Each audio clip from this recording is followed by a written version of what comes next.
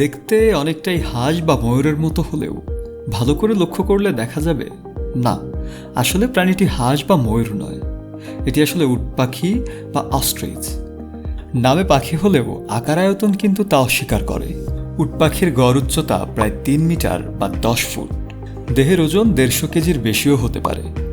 এটি পাখি হলেও পাখির সবচেয়ে বড় বৈশিষ্ট্যই অনুপস্থিত এদের মধ্যে। এরা উঠতে পারে না, তবে ভূমিতে সবচেয়ে দ্রুত ও দীর্ঘ সময় দৌড়ানো প্রাণীদের তালিকায় এদের নাম স্পষ্ট।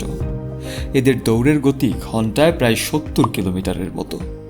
আসলে এদের নাম উট পাখি হওয়ার কারণ এরা দেখতে উটের মতো। অবশ্য এর বৈজ্ঞানিক নাম স্টুথিও ক্যামালাস।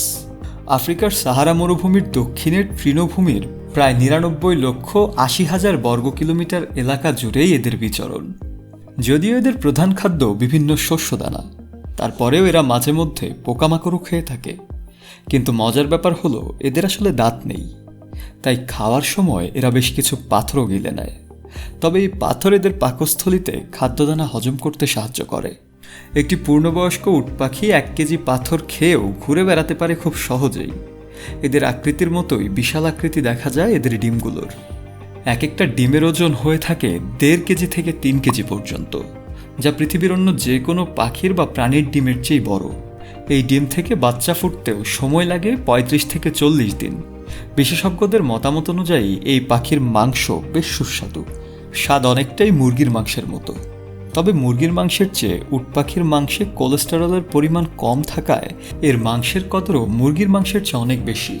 যেহেতু এশিয়ায় উট পাখি খাওয়ার প্রচলন আগে থেকে ছিল না, তাই অনেকেই এই বিষয়টি নিয়ে সংশয় প্রকাশ করেন যে আদৌ কি এর মাংস খাওয়া উচিত হবে কিনা।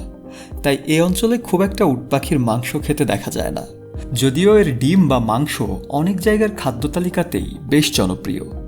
আয়তনে যেমন মানুষের চেয়ে বড়, ঠিক তেমনভাবেই উট পাখির আয়ও কিন্তু মানুষের কাছাকাছি।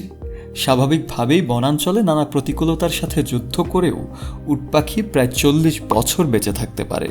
আর যদি কারো কাছে গৃহপালিত হয়ে বন্দিদশায় থাকে, তবে প্রায় 62 বছর বেঁচে থাকে এই প্রাণী।